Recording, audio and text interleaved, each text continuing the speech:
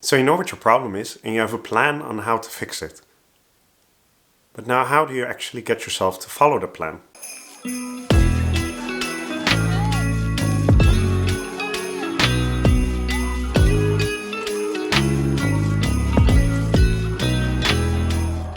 Often people find it very difficult to learn new behaviors or routines.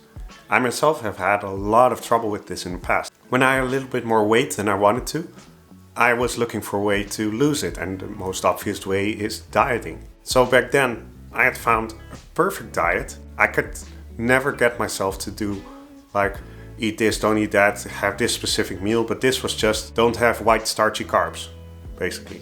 That's a rule I can remember, that's easy enough.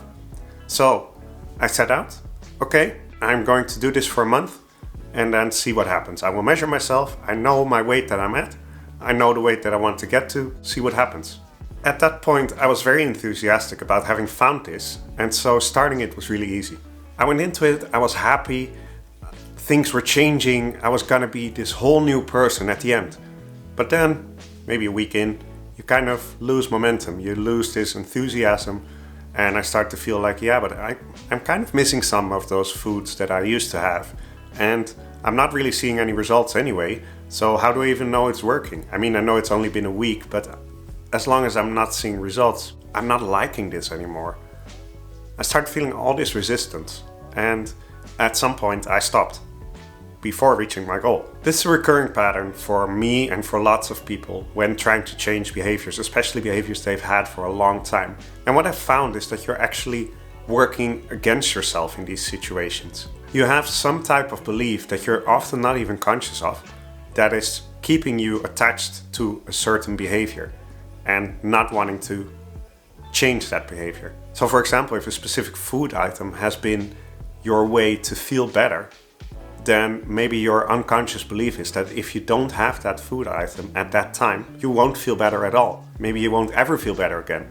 Now, when you say it like this, it sounds really extreme, but I would invite you to start to investigate your own behaviors, because often our minds can get quite extreme. Wanting to change my current behavior, namely having a more rigid structure for my day, I have a lot of resistance coming up, and so I want to do this exercise and to see what happens. This exercise is from the Hollow Body course by Mind Valley that I'm currently following, and it's called the Body Identity Shift. It consists of 3 separate parts.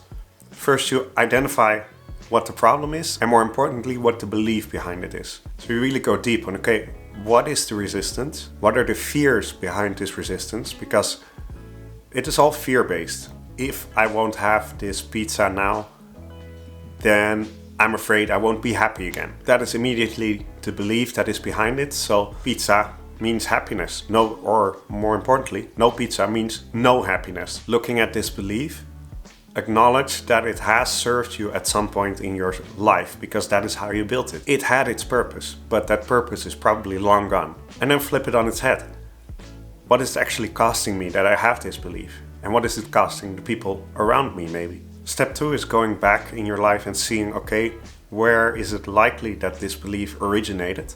And with my current knowledge and abilities, how would I have solved the situation maybe differently? And finally, step 3 is, okay, what is the belief that is currently wanting to come through? So I know what my belief was. I have accepted that that was the belief, that that has served me, and that there may be a better one for now. So what is the belief that currently is coming through, that currently could serve me? A big part of this is visualization.